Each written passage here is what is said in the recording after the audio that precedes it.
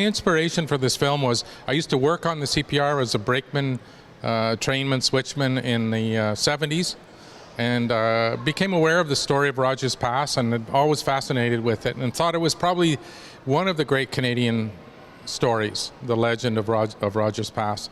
And so when the Canadian Pacific restored a beautiful steam locomotive, I thought that would be a great host to take us on a trip across Canada and look at the history of Rogers Pass.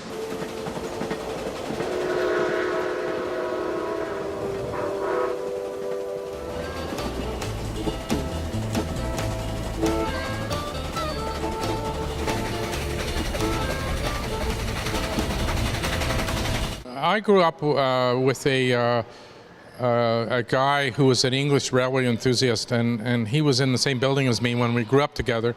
And he went out to work in Rogers Pass.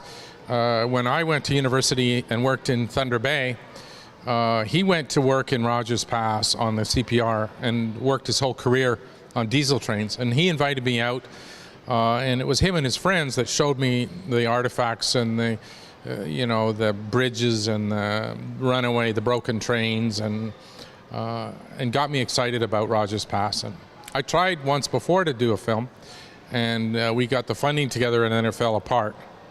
So when the CPR restored this engine, I decided to take another shot at it.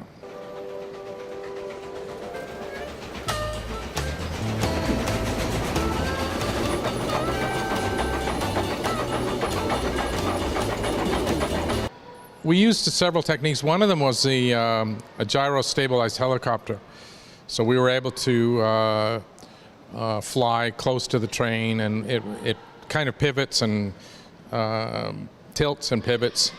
It's in a ball on the front of the helicopter. So we were able to you know, swing around the train and hold it steady.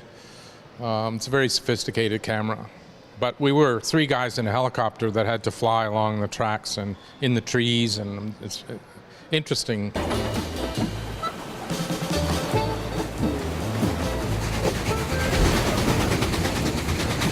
No, it's mostly real sound. Yeah, we did one trip from Vancouver to Calgary just for sound. So we had 6-8 microphones placed all over the train, and very, very sophisticated sound. So there was a microphone down here, and there was 2 microphones here, and then 2 microphones at the back on the tender.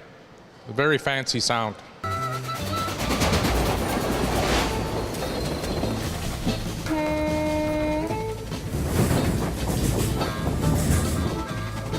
The still photographs used in the film are from all kinds of museums across Canada, from the Notman collection, the CPR collection, university, or the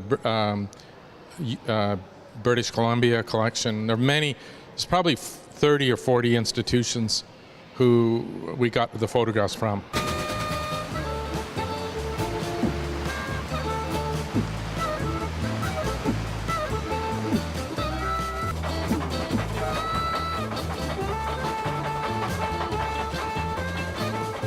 I think everybody that worked on the film fell in love with the mountains and the train, and everyone went to work on it.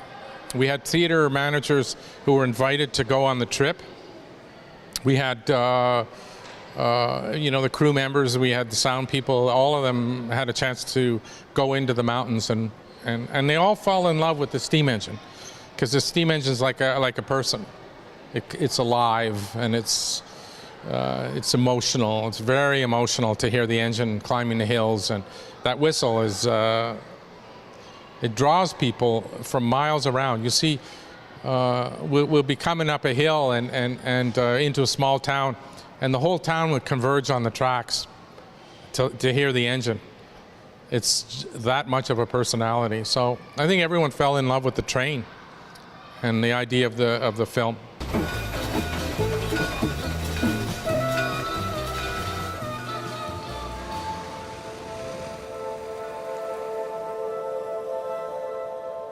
There's a lot of important messages in the film. I mean, there's the courage of the young guys to do almost something impossible.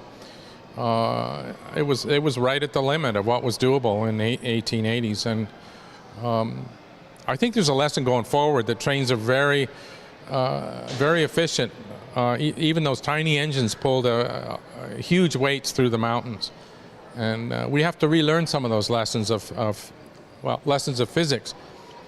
We tend to ignore physics, and we get caught up in the gizmos and using huge amounts of energy when trains use very little energy for their weight.